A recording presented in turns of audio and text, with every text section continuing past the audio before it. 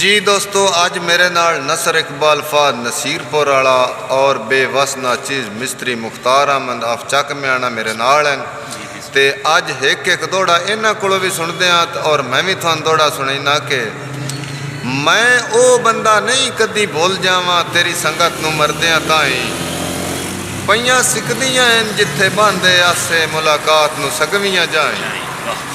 दुखी रियाज दा चंद तेरे राह तक तक के घट गईयां इन यार निगाही ओए हुण दूर ना होवी अखियां तू बेशक ना सजण बुलाई।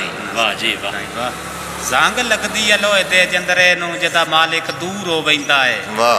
कोई बंद कर छड़दा है मर्जी तो कोई उन मजबूर हो वैंदा। अच्छा।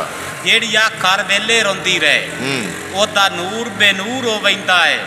डली रोते संगती फुट जावे बंदा बाहर माजूर हो वैंदा। बड़ी गल है जनाब।